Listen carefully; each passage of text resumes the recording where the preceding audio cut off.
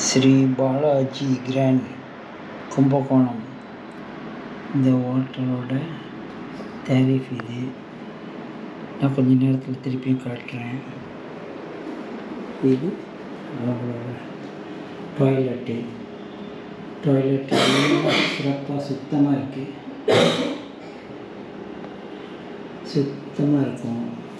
நாங்கள் ஏற்கனவே இங்கே வந்து தங்கியிருக்கோம். ரொம்ப அழகான ரூம்பு. யாரும் அடுத்த தாட்டி கும்பகோணம் வந்தீங்கன்னா கும்பகோணம் ஆதி கும்பேஸ்வரர் கோயிலுக்கும் இந்த ஹோட்டலுக்கும் ஒரு 5 நிமிஷத்தில் போயிடலாம் கோயிலுக்கு. அதுக்கு பிறகு அவங்க 10 நிமிஷம் 5 நிமிஷம் சொல்லி அடுத்தடுத்த கோயில், ராமநாதன் கோயில், சாரங்கபாணி கோயில், அதெல்லாம் ஒரு 5-10 நிமிஷம் அவ்வளோதான் டிஸ்டன்ஸ். அந்த டவுனுக்குள்ளே தான் இருக்குது. இந்த டவுனுக்குள்ளே தான் இந்த கோயில்களும் இருக்குது, இந்த ஹோட்டலும் இருக்குது. ஹோட்டல் சிறப்பான ஹோட்டல். ஓகே, அந்த டேரிஃபை நான் காட்டுறேன் பாருங்கள். இப்போ உள்ள நிலைமையில் உள்ள வேலை இதுதான் டேரிஃபை பார்த்துக்குங்க.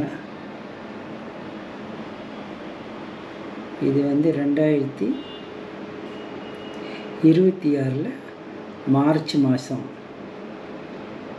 இப்போ உள்ள வேலை. இதுக்கு பிறகு என்ன வேலை இருக்குன்னு நம்மளுக்கு தெரியாது. ஆனால் பேஸ் ஹோட்டல், க்ளீன் ஹோட்டல். நான் இதுக்கு முன்னுக்கு 2-3 வருஷத்துக்கு முன்னுக்கு வந்து தங்கியிருக்கேன். அவ்வளோ நல்ல க்ளீன் லைனாக இருந்துச்சு. This is recommended hotel.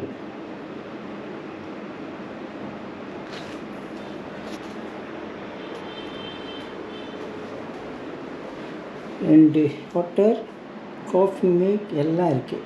தண்ணி கிடைக்கிறதுனா குடிச்சிக்கலாம்.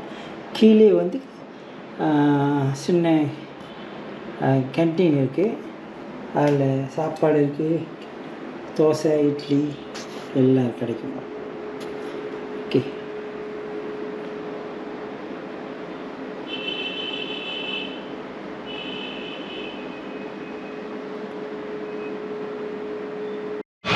அடுத்தது நீங்கள் பால்கனிலேருந்து, உங்களுக்கு பால்கனி சைடில் கிடச்சிச்சின்னா பால்கனிலேருந்து கோயிலெல்லாம் சுற்றி பார்க்கணும். கும்பேஸ்வரர் கோயிலோட சாரங்கபாணி எல்லாம் கிளியராக தெரியும். பால்கனிலேருந்து நீங்கள் பார்த்தீங்கன்னா எல்லாம் கிளியர். எல்லாம் வாக்கிங் டிஸ்டன்ஸ். கொஞ்சம் வாக்கிங் பண்ணணும். வயசானவங்க ஆட்டோ பிடிச்சி போயிடலாம், ஒன்றும் பிரச்சனை கிடையாது. அடுத்தது வந்தீங்கன்னா இந்த ஸ்ரீ பாலாஜி கிராண்டில் தங்குங்க. ஆனால் ஸ்ரீ கும்பேஸ்வரர் கோயில் மட்டும் வாக்கிங் டிஸ்டன்ஸ். ஸ்லோவாக நடந்தீங்கன்னா இந்த வழியாக நடந்து போனீங்கன்னா அப்படியே உள்ளுக்கு போனீங்கன்னா கோயிலுக்கு போயிடலாம். இந்த வளவில் ஒரு சின்ன மார்க்கெட் இருக்குது. பூ மார்க்கெட்டு, பழ மார்க்கெட் எல்லாம் இருக்குது. வந்தீங்கன்னா சிறப்பாக சுற்றிட்டு போகிறோம். சிறப்பான ஊர், அருமையான ஊர்.